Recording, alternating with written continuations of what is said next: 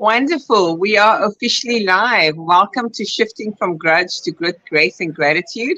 I'm Anissa Taran, your host, as well as my co-host, Jamila. And then we have Arash all the way from Los Angeles. And I just want to acknowledge him, first and foremost, because it's after 6 in the morning there, that he is gracing us with his presence this early in the morning. And Ronald, thank you so much for being here before we even clicked go live. For our Instagram viewers today, I'm so sorry. Somehow I can't get connected there. But let's just introduce what the story is about, and then I'll hand over to Jamila to say hi to everyone, and then to Arash. Beautiful story, just briefly, from chef to healer, a journey through cancer, transformation, new passions, an extraordinary story of resilience and rebirth. And just a little bit, Arash is a dynamic individual with a rich background in the arts, entrepreneurship, and coaching. His life took a profound turn when diagnosed with a rare form of leukemia and coming down with COVID pneumonia at the same time, the combination of which nearly took his life. Surviving these health challenges was an uphill battle and the catalyst to a deeper spiritual awakening and self-discovery. Arash calls his cancer a gift. As we just said before we went live, he realized that his newly given life had deeper meaning and purpose. This led him to a life of service, helping others overcome their difficult emotional patterns and habits. And as an artist, his message not only comes through his coaching, but also through his paintings. Maybe he'll indulge us and show us some of his work. Arash's heart-centered approach is unique and effective for healing trauma, breaking free from damaging patterns, and empowering individuals to a life of peace, love, and harmony. So over to you, Jamila, just to greet everyone, and then I'm going to let you segue Arash into starting. Hi, thank you so much, Anissa. I hope that we've overcome our technical difficulties and you can hear me now. Yes, we can. Yes. And a very warm welcome to everybody who's listening today. It's wonderful to have you here. And Arash, it's absolutely wonderful for you to be sharing your time with us. And we do appreciate you getting ready so early in the morning and joining us. It's already late afternoon here in South Africa, Johannesburg.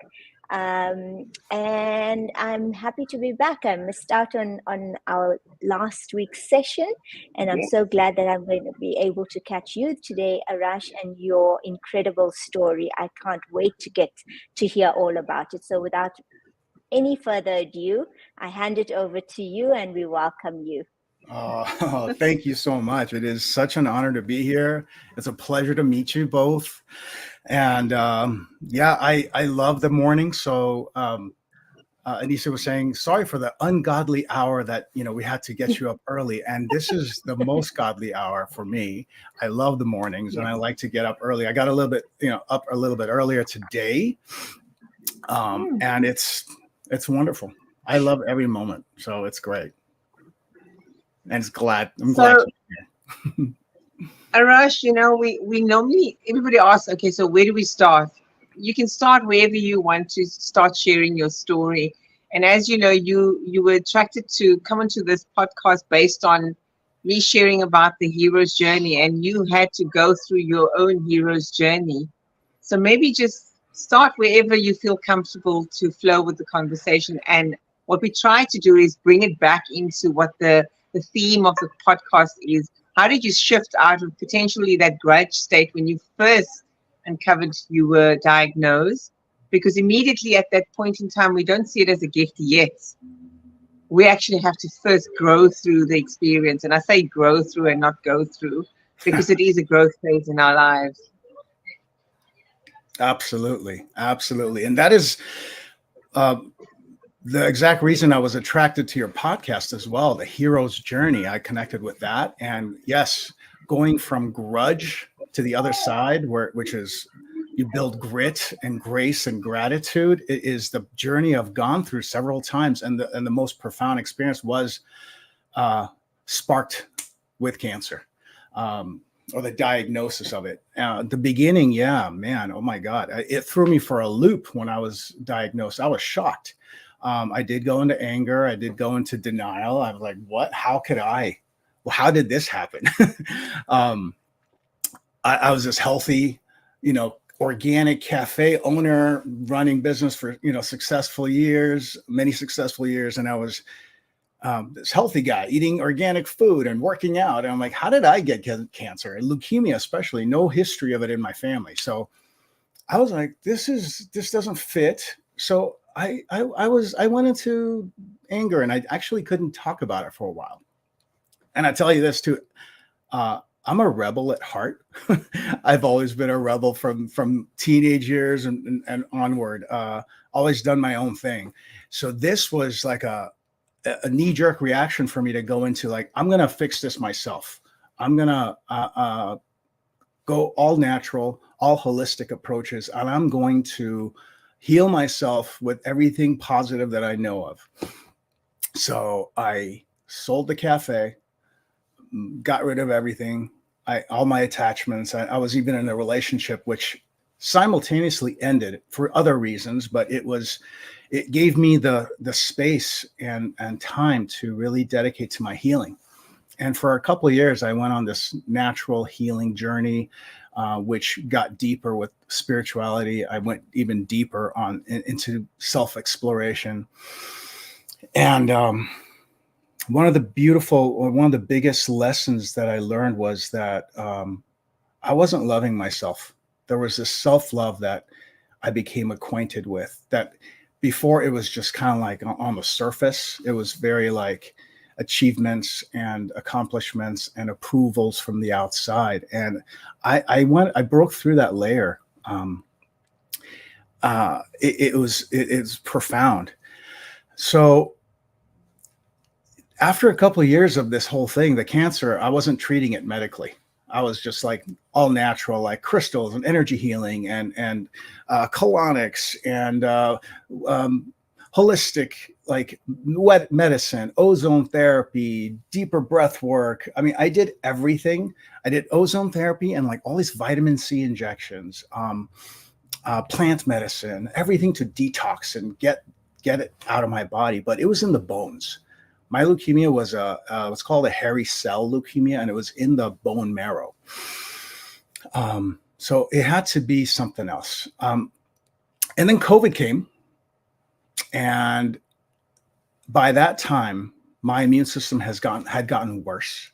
It went from the first diagnosis, which was early stage when we caught it, but then by 2 years later, when COVID hit, I got COVID, and I discovered my cancer had gone to stage 4, and my blood count, white blood cell count, was way down. It was like a 0.2. Even though, like, spiritually and emotionally, I was thriving because all the work I was doing internally, but the actual body itself was deteriorating from the inside. And when COVID hit, it sent me to the hospital. I woke up February 9th. It was like 3 o'clock in the morning, February 9th, 2021. I woke up. I couldn't breathe at all. It was so weird. I was rushed to the hospital, and I was there for 12 days.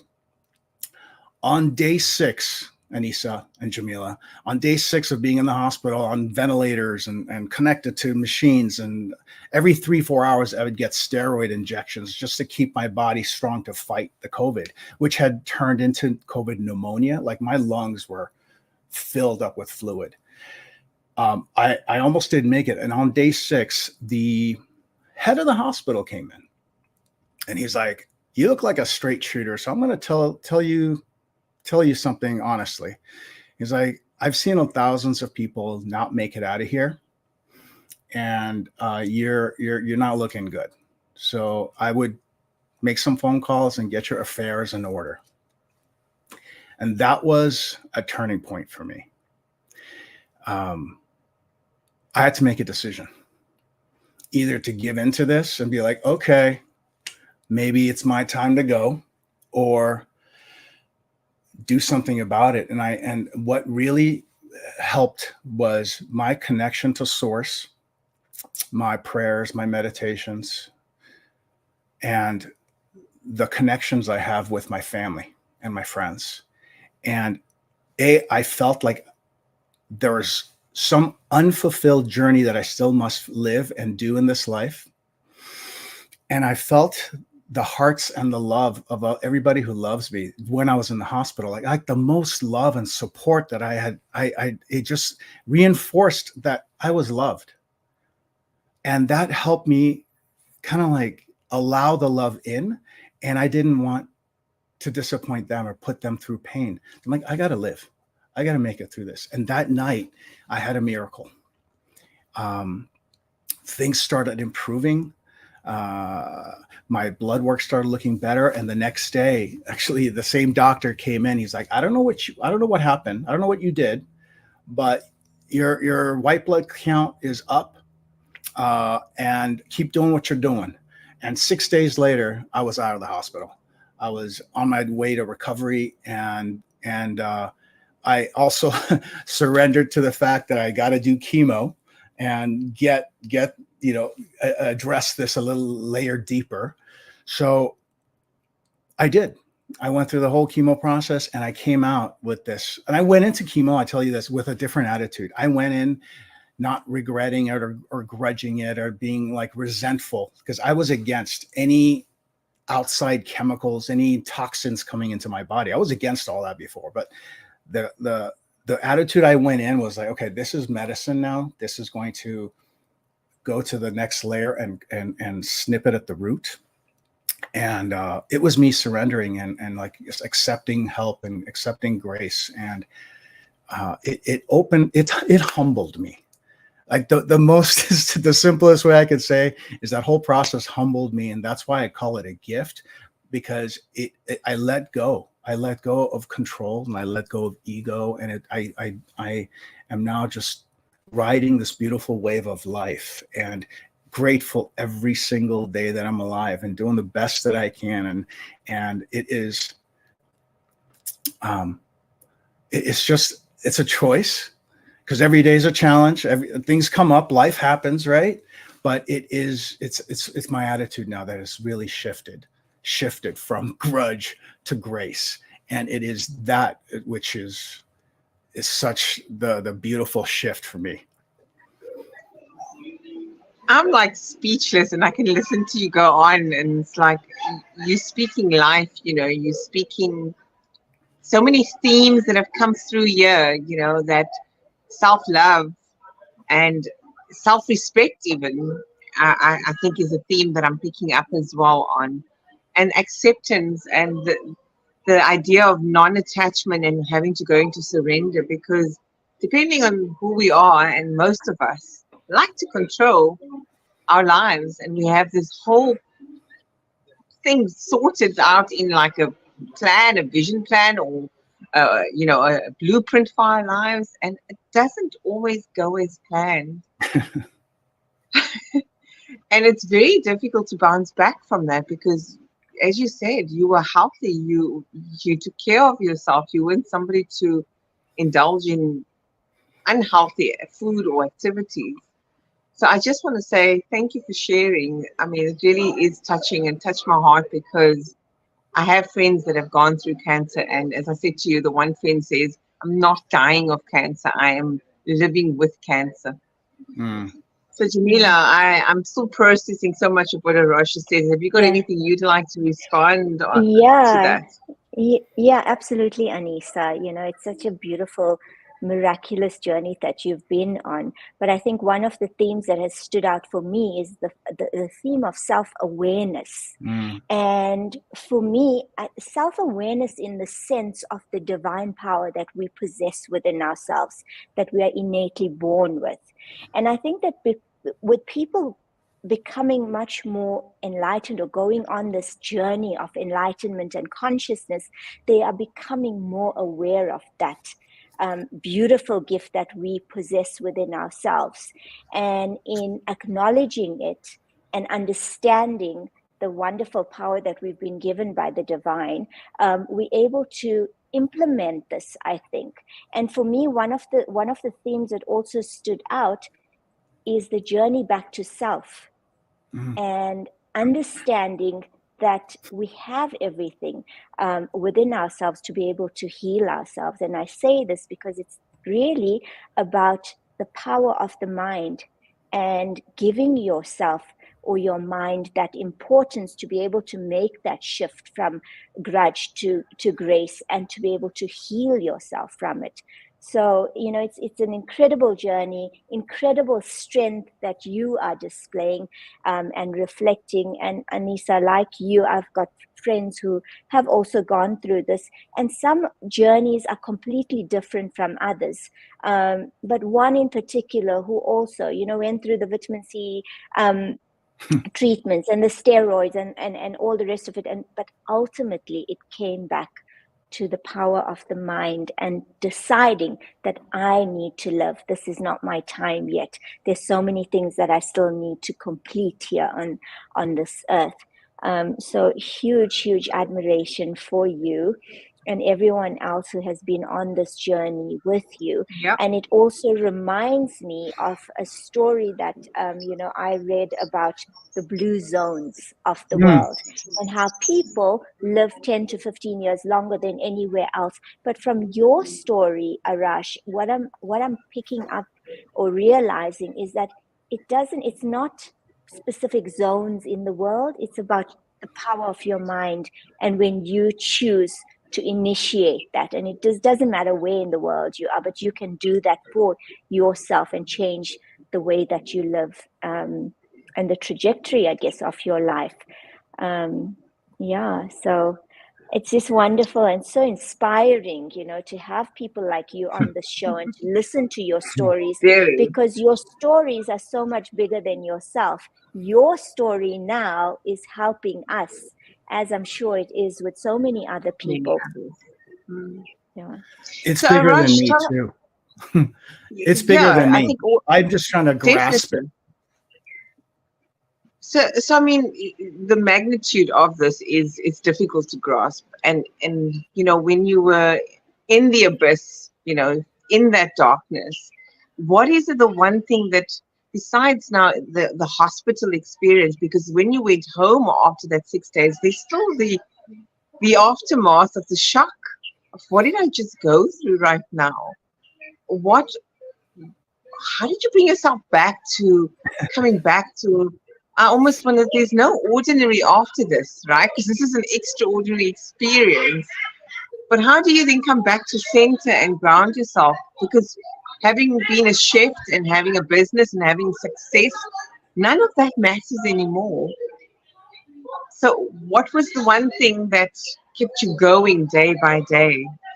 God. I'm going to put my volume off because there's lots of noise in the background. It's okay.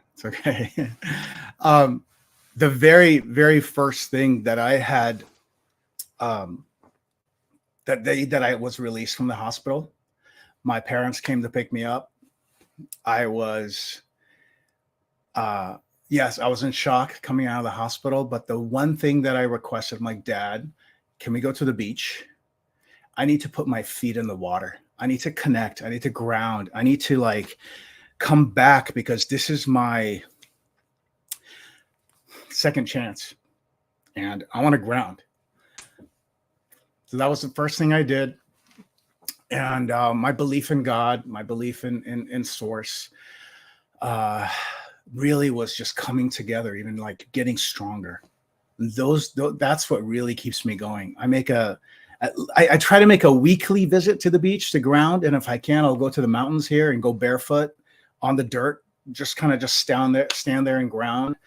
I have grounding mats here on under my desk. If I can't make it out, I definitely get grounded, but energetically grounding to source. I do a lot of chakra work and aligning my energies and stuff. That really just sets me on, it lights me up from the inside. I know you asked for one thing, and I've given you two, and the third one is the mind. It's like my choice. I keep getting back up. It's like, you got to keep going. I keep getting back up, and no matter how much or how many times I get knocked down or get hit by life, it's okay. I get up. I'm like, okay, that happened. Okay, boohoo. Poor me. Let me lick my wounds for 30 seconds or maybe a little longer, but then I got to get up. I get up. And it's my Rocky attitude. Like when I was a kid, Rocky instilled in me some sort of like attitude, like you just got to keep going. You got to believe in something out there, something ahead of you that you want to go for. And whatever that is, you just got to keep getting up.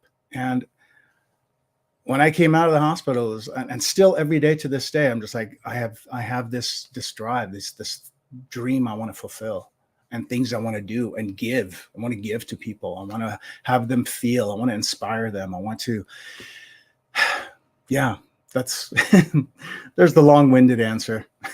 No, I love it. I love it, Arash, because now you're stripped of everything and you're starting over, but you're not attached to any of those, and you realize how trivial those accolades and those accomplishments and the things and the stuff that we gather, they mean nothing, and we come to center only when we can release all of that. I mean, Jamila and I can attest to some type of loss and grief in terms of having consciously uncoupled and divorced. I like to still call it consciously uncoupled because that's how I felt. I consciously left that relationship. Doesn't mean I didn't grieve in that relationship, but I had to come back to what you said, to self-love, to let go of codependency, because we realize in our lives, what are we so codependent on, and where do we build our homes? We build our homes and our tranquility and our contentment and our love in other people, not in ourselves. And so what these experiences teach us, I feel, is you cannot give to the world if you haven't even given it to yourself. And that's what I'm hearing you say, Arash, is that's the one thing that it brought you back to, is learning how to love, accept, and respect and honor and hold yourself in reverence, so that you could do that and be that, not do it. I think doing it still comes from an egocentric way, but be it. Because when you embody it, you can be that for everyone else, and without even having to try, right? Because if we say we want to try and heal people, I still feel that there's a bit of an egocentric attachment to that. But when we be it in our essence, people just naturally gravitate towards you. So I want to ask you around, now that the success of the chef and the restaurant and all of that went, you pivoted completely. And what are you doing now then? And how are you being that rather than doing that? Yeah, the pivot has been like from one to the one extreme to the other. And I had to let go of all that.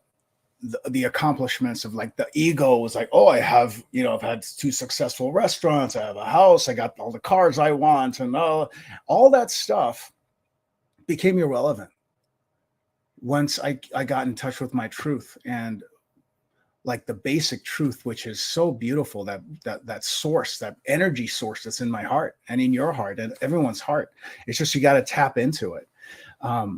And now it's an everyday practice. Now what I'm doing is what I realized when I was coming out, when I was getting my gift of life. I realized there's 2 things I must do, and one is my paintings, and one is the coaching. And it's coaching people, helping them heal their emotional trauma, helping them go deep, and just for a second, just to kind of like feel it, but to heal it. And I'm so big about feeling it in order to healing it, because that is the only way to just like reach in, grab it, and then pull it out, so it's neutral.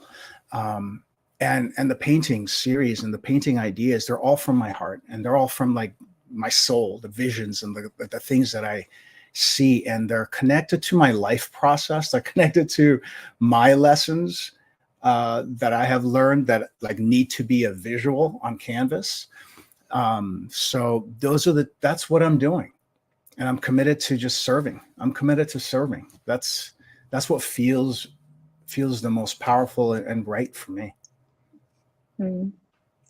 I think that when listening to your passion about painting, and that would be your passion, right? And it shows me that with you wanting to give forward or pay it forward, you found your purpose.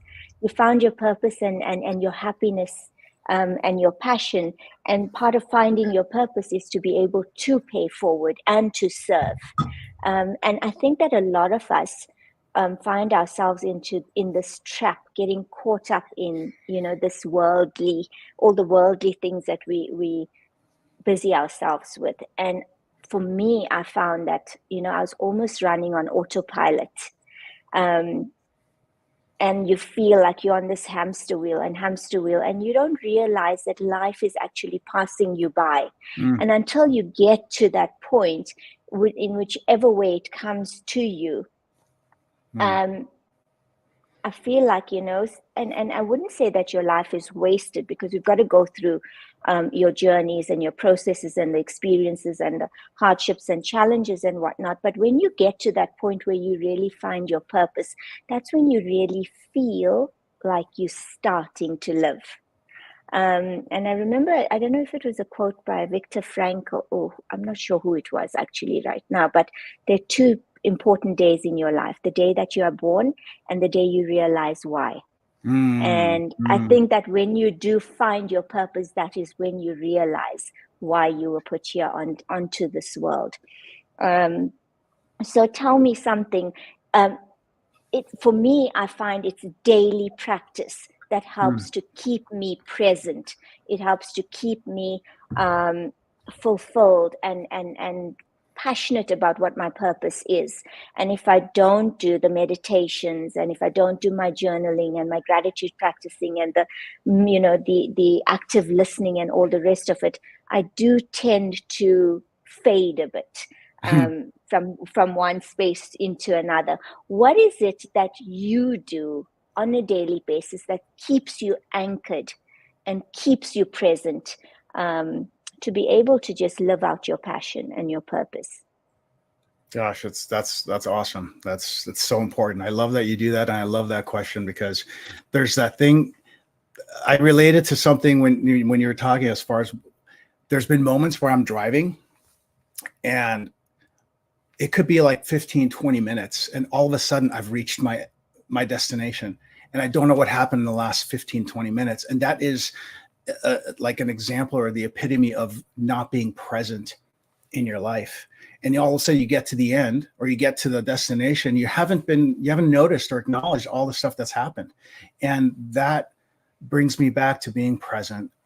It's so important to be present in your life during the journey, and being conscious and being aware of the journey every day. Not just about obtaining goals or getting to where you want to go and doing whatever it takes to get there, because that could entail ignoring yourself, ignoring your own well-being, or maybe hurting someone along the way. And that's not, that doesn't feel good to me. So what I started doing every day, and I started this early on, is when I sold the cafe and got into like my healing naturally, and all the retreats I went on, and all the healing and the one-on-ones I had with healers and all this stuff, it started stabilizing or establishing a daily routine for me. Every morning I have a morning routine, which is like a golden time for me. I call it morning magic. And it's like a combination of things I put together that I do that helps me really get grounded, centered, and just, I want to say, on fire in my soul, to really feel amazing, and clear and just calm.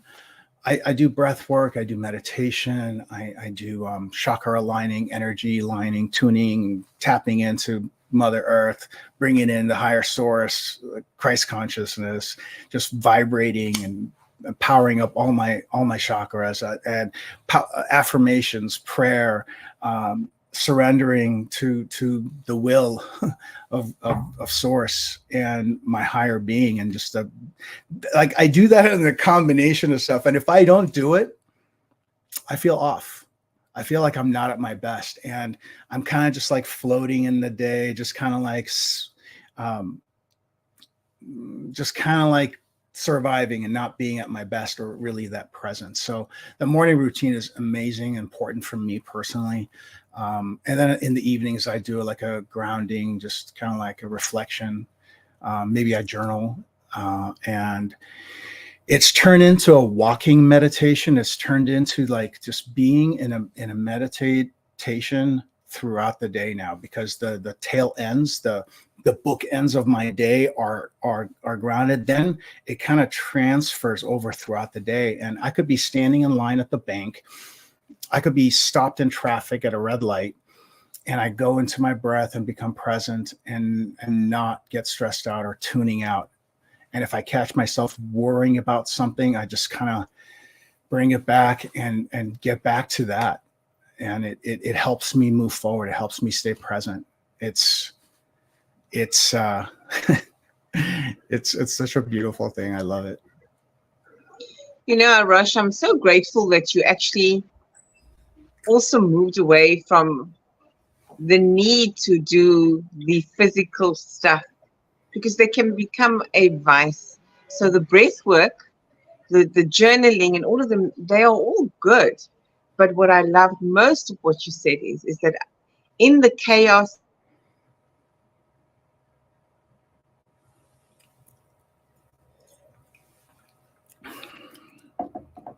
She froze for a second, but I think in the chaos is to find the calm and the center of the storm.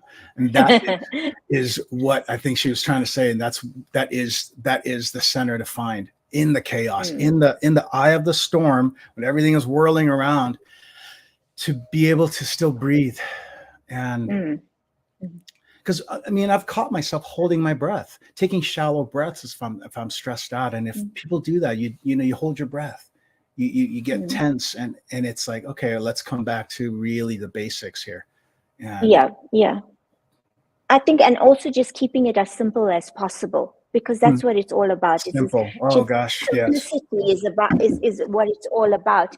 And what I found on my journey earlier on is that I felt like I needed to do all of these things. There were so many things that I needed to do to be perfect, to be worthy of being on this journey. And if I didn't do one thing, it would throw me right off, and then I would have weeks where I would just not be interested or anything. So I think for me, what was a huge part of it is that I needed to be very forgiving towards myself. I needed to be kind towards myself, and not to expect perfection. But what helped me to do this is to just break everything down in little bite-sized pieces. So if I hadn't done my morning routine, I would be kind to myself and be, okay, it's fine. I'm not pushed back 20 steps backwards or anything like that. There's always something that I can do for the rest of the day to be able to help me to center myself again. And like you say, it doesn't matter what could be going on in your world, or how hectic it might be, or how many people that might be around you, but you can take a few moments, whether it is to do the 5 senses exercise. And you can do this quietly within your mind without anybody not knowing or realizing that this is what you could do. You could do this in corporate while you're sitting at your desk, for example, just to be still and to still yourself and bring yourself back to the present moment. Absolutely. And yeah. So, and I wish that people would offer them that gift of forgiveness as well, and just to be kinder to themselves, because it isn't a race, it isn't a competition, and especially not with yourself as well. It's your journey that you are taking, and you go at it at your own pace. And that's a wonderful thing about consciousness and finding yourself and realizing, and I always call it that journey back to self, is that you can take it at whichever speed that you wish to be on. As long as you're on the journey, you're not lagging behind. So Arashia, thank you so much for that and for sharing with us what your practices are and your modalities are. And what I've realized is that the more you are on this journey, the more that you realize there is to learn. Absolutely. Yes. Yeah. And I think that finding yourself and on this journey and just wanting to know more opens up so many opportunities for you to meet more people who are aligned with you and bring you up or pull you along so that you can move forward and learn more about yourself. What is it that you've learned? What is it that new things that have come across you or new people that have come on your path during your journey that you could possibly share with us? Because every day I learn something new. I learn about a new modality that's out there that can help us. Maybe perhaps share some of the, your favorite ones or some of the exciting things that you've learned. I think we're starting to get Anissa back online, but if you could just go on and share with us. Of course. Of Sorry about that. Welcome back. Welcome back, Anissa. There were a few planets in retrograde, I think, not so long ago. So I think technology is playing up here. Thank you. Welcome back. Yes. Jamila just asked me about my favorite things that I like to do, or what is like the lesson I have learned recently, or the practices I do that I can share with you. I tell you, the most basic thing, I love what you said, like keeping it simple. By the way, the morning routine and all the combination of things that I said that I do like a handful of those, or I select from those different. Every day's a different thing. I kind of mix it up. I might do one or two of those. I might do all of them, because it could take 5-10 minutes to 2 hours, depending on what I choose to do and depending on what I have available, at what hours I have, what I'm doing that day. But it is to be tapped in. And one of the most beautiful things that's so simple that I still practice even up to this yesterday and this morning is compassion.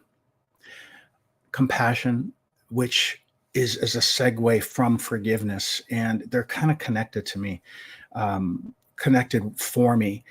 Forgiveness and compassion go together in a way that it makes sense to me, and that is one thing that I practice every day, and that takes me out of judgment. If I catch myself judging a situation or a person or myself, especially, I catch myself and I go into forgiveness and compassion and understanding and giving space for love to come in, so that I could just be okay with it and be okay in the moment. And really, those are the two opposite ends of the spectrum, to like really simplify it or boil it down to judgment versus compassion, and keep going back to love and compassion if I'm not there. That has been a grounding thing that brings me to the present and gives me a bigger, wider perspective of reality instead of being stuck in my own head. So that is simply my favorite thing right now. Now, you want to know one thing I can share with you, or one thing I practice. I'm a science geek. I love science. I love like a lot of stuff out there, but two of the things, like I love quantum physics. I love quantum entanglement concepts. I love epigenetics concepts, where like our environment affects us and we affect our environment. We are all connected. And that whole concept is proven in science or explained through scientific theory, but I can feel it. I'm a high empath and real like HSP, like a highly sensitive person. My senses are heightened. So like I really feel stuff deeply. And that whole quantum stuff makes so much sense to me, that we are all connected. And what we say, what we do, our thoughts, our intentions not only affect us internally on a cellular level, also our thoughts and feelings, how we feel, but we affect each other. We affect the person in the room. We affect someone across the states or across the country. If we're connected, we can affect people and they affect us. So that is another thing. It's like another awareness of how we matter. Every single person makes a difference in this on this planet.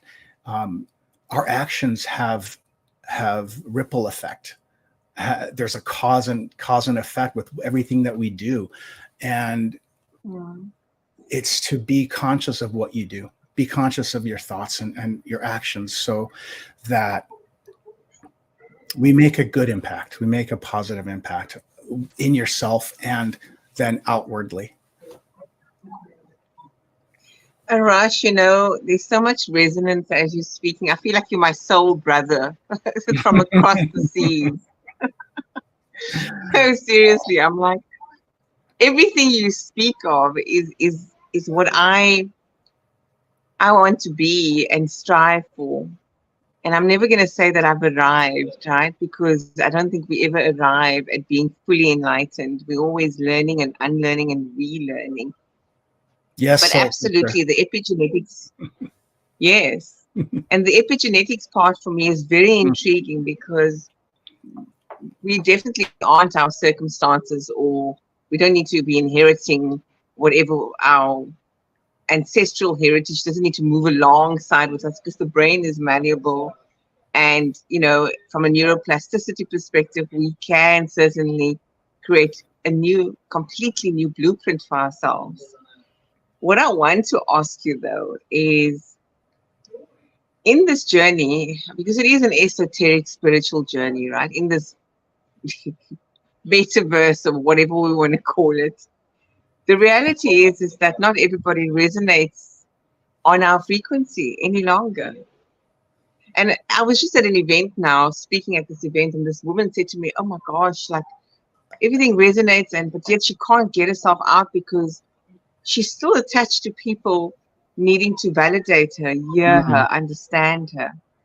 So when we get into this part of our journey, those are the things that no longer matter. Have you lost people because already you're grieving an old version of yourself, because we have to go through that grief, and then you're celebrating this new version of yourself, and it's not even like it's a completely new version. I think it was always there. You just returned back home to yourself, right?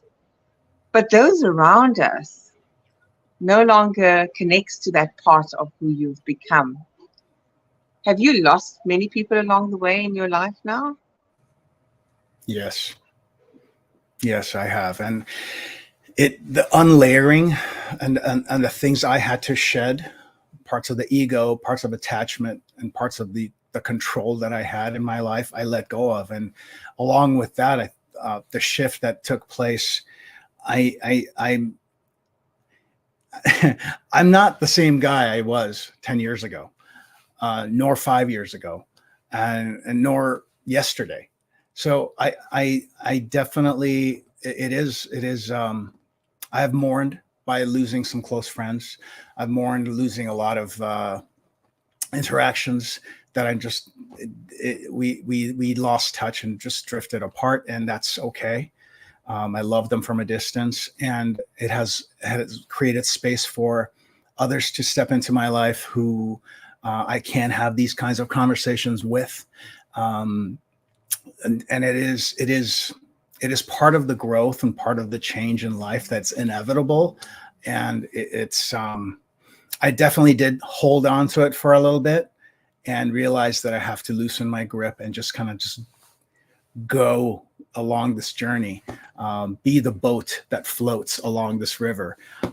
So that is it. Yeah.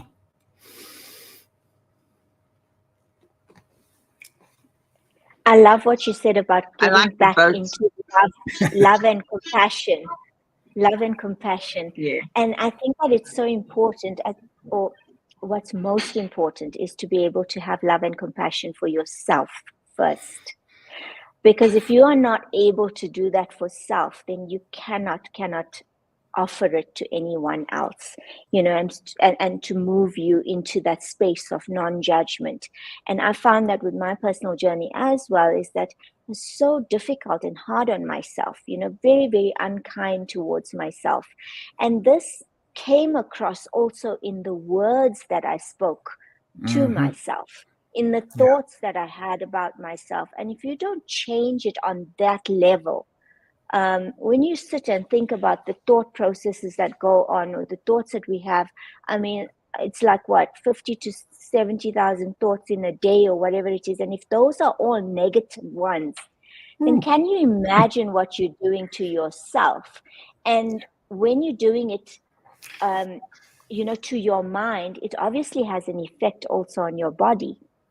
And so I found that if we're able to change that, then you can make such a huge difference in just who you are as a being. You're touching on Arash, something. I want to. Go ahead, please, Anissa. Go ahead. No, go ahead. Go ahead. When you're going to continue with that thought, I want to acknowledge the comments that are coming through, so that I can read them back to you, Arash. There's some lovely comments. So go ahead. Thank you. The connection with our thoughts and our feelings and the words that we say to ourselves, we have to be conscious of that. And I was definitely feeding myself a lot of things, a lot of negative words. We tend to be hardest on ourselves and most critical on ourselves. And if we're not even aware of that, we tend to just it can spew out into your world and being critical and judgmental towards others. It is so connected to the body. So I want to just say one of the things I've come to just touch upon and realize in my own journey is that the thoughts and feelings do manifest in your life and in your body. And referring to when I initially got diagnosed, I remembered a book I had in the closet, kind of put away, a book by Louise L. Hay, and it was You Can Heal Your Life. She has a chart in the back of the book that connects emotions and to body sickness and body ailments. And I looked it up. I was curious to see what leukemia and any blood condition was in that book, and it was a lack of joy. And that is exactly what I was lacking in my life, because I was seeking approval outside. I was going for achievements on the outside, but on the inside, I was not happy. And it was a really hard experience internally, which I think eventually, after years and years of that existence, ended up in my bones, ended up in physically for me. And that connection for me was a profound thing as well. So it does manifest physically. And that's my opinion, that they're connected. But I think it is a huge, huge aspect of this in the big picture. Yeah, absolutely. I agree on that with you, Arash. And if you had to look at the Hawkins scale of consciousness, you bringing up joy.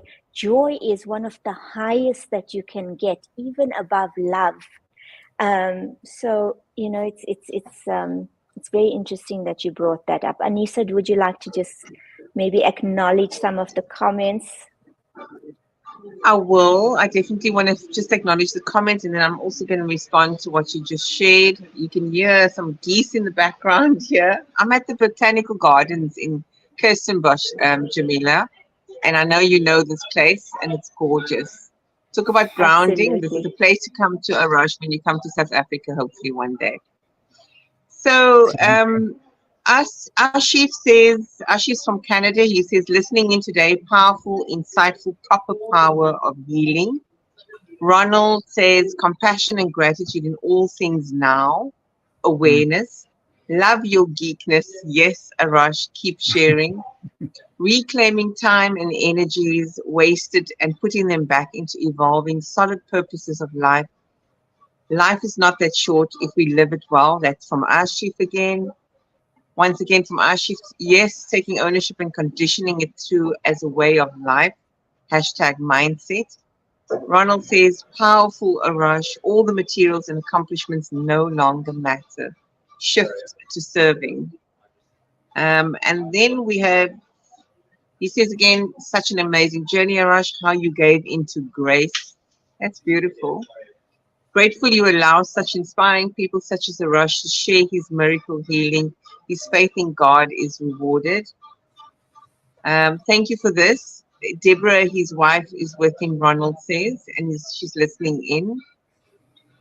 And then we have MD Dhaka live from Dhaka, Bangladesh. Thank you also for joining us. Do share your comments with us. So those are the comments that I can see thus far. Before you Yes. go on, just like to acknowledge and welcome Ronald's wife. How wonderful to have her here with us. Ronald speaks so highly of you, and it's just amazing. Welcome. We hope that you will be joining us more regularly. Maybe we need to do a husband and wife together on the live, and let's see and get them together. So Deborah, that's to you. We hope to have you as a guest here and not just listening into our guests, but we'd love to have you on. So Arash, we've got 6 minutes remaining. I don't know where the time goes every week as we're just getting warmed up and, energized. I think you spoke about doing a lot of the chakra healing, and I love that you brought the Louise Hay up because that's something I wanted to ask you. So what would you then tell our listeners? Because I do feel our body does tell us through our energy centers exactly where we are not in joy, or we're not in happiness or love, or where we're giving away our personal power. I mean, what the different energy centers represent. So what would you say is some strategies, taking that into consideration when we are in that grudge state? How do we then move into grits? Can also be egoic, but how do we move into grits from a gentle perspective and moving then into grace and gratitude? What are those tips that you can give the audience to walk away with? Wow, that's beautiful. In that context of being in touch with the chakras and using that approach, I would suggest tuning into the body. You have to come present. It's not figuring it out in your mind only. The first thing would be to really be present and come back to the body and see where you feel tightness. See where does it hurt? Where's the pain in your body? And start with that. And then once you slow down enough to figure out where the pain is, see exactly where it is, and then see what chakra is in that area. And that is the area you got to start with. If it's in your in your chest, that's your heart center. If it's in your throat, you feel tightness in your neck and your throat, that's lack of communication. So there's tightnesses, and pay attention to what it is, what that chakra represents, and start from there and take the lessons and the suggestions, what that chakra represents, and see where you might have some tightness or where you may have some restriction in that area.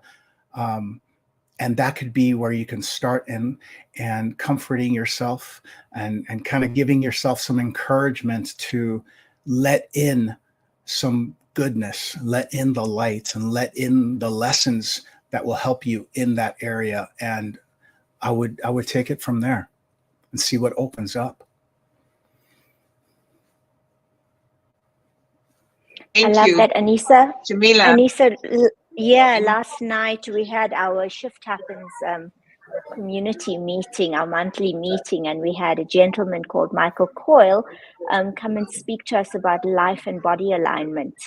And exactly what you're saying, you've got to bring yourself, do a body scan and see where you're finding that trauma, see where the tightness comes in. And he did a session while we were all standing and watching, and literally he put on these cards that were demagnetized. And before he had done that, he had just shown how the body was not aligned. The one leg looked longer than the other. The hips and the ribs were not meeting at the same point. And when you put your hands up above your head, there wasn't an alignment of it. And just by placing those cards onto the different areas where she found some sort of tightness or discomfort, when we checked again without him even touching her, she was perfectly aligned. So it's just so miraculous, but there's so many different practices out there that we can learn about and practice ourselves that can help us to live our best lives, whether it's from a physical perspective or emotionally. It's amazing. And I'm just so thrilled that we have people like you who come on here and share your story with us and inspire and empower us to do our best every day. Thank you. Yeah, magnetics also work because we are all energy. So if a magnet, or if it's a demagnetization, or if it's a invigorating thing, it affects that area, and we're all energy anyways. So if it helps remove blocks or bring currency and movement in that tightness or that blocked area, you need circulation, you need movement. So if it opens that door, that's beautiful. And then the body can do its own thing. Then it could like line up again and have full, full body alignment, circulation of energy. And you mentioned, it's about clearing those blockages, but it's also about just surrendering and letting go, and to get into that space of detachment. Yep. Releasing that grip. Absolutely. So I want to just close it. I want to close it off with, almost coming full cycle of that hero's journey. You've gone through the dark night of the soul. You weren't alone. You had people alongside you that were with you, your mentors, your guides, your sages, the hospital people. You then crossed the threshold, went into the abyss, felt all the fire, the pain, the darkness, came back out again, and now you wiser and have more insight, but you're right back into the ordinary world, because we know the hero's journey is not linear. It's a continuous cycle. So to close off today, I'd like to ask you, how do we carry ourselves when we know the duality of life is that we are both light and dark, and that we're always going to sabotage ourselves in some shape or form? And how do we then encourage ourselves to stay the course in pursuit of accepting the call to adventure each time when it shows up? Oh, wow. I would say the duality difficult question? What? I hope it's not a difficult question to end off with. No, it's just to simply answer your question. I think life is a coin with two sides, and the duality is the dark and the light. And being aware of both, acknowledging both, is firstly important, to be aware of both. And then there's always a choice and a decision you have. And acknowledging the dark is beautiful, because it's like what could happen, it's in the darkness. And then you have the choice to turn and flick on that switch, which is the light, and choose the light, choose your direction, choose your passion, choose the good thing that you want to do. And self-sabotaging is it happens for all of us. It's a strong block. It's a strong energy that we all experience. And it's like the self-doubt, whatever happens within that realm, it can stop you. But to acknowledge that it's there, that, I'm like really feeling scared right now. I'm feeling really, whatever it is that your self-sabotaging behavior could be, to acknowledge it and then choose what you're going to do with it, and choose courage. Choosing courage is the way to step forward, I believe. And then you gain the confidence and step into the light. It takes courage to go towards the light and choose what your passion is and choose the purpose in your life. It takes courage, because you can surrender to either way, and surrendering with courage to move forward is what I think I recommend. 4 to 5 dentists recommend.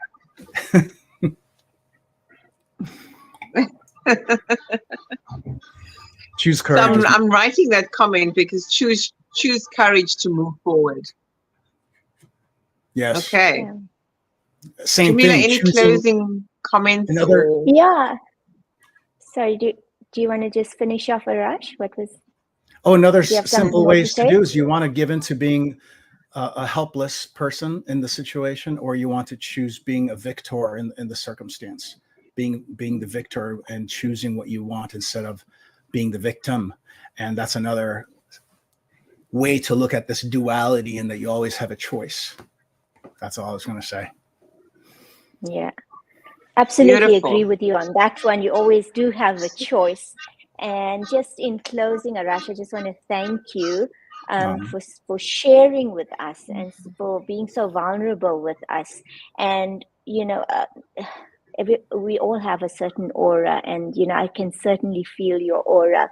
And I think that one of the quotes that I absolutely love seems to be pertaining quite strongly now with you, and that's the one of Bruce Lee where he says, "Be like water and flow." And I feel that's so testament to to your journey and what you've been through, and you just surrendering and being in a space of total detachment and allowing yourself to navigate as effortlessly as possible, with the greatest amount of admiration for you. So from me, thank you so much for this. Thank you for sharing.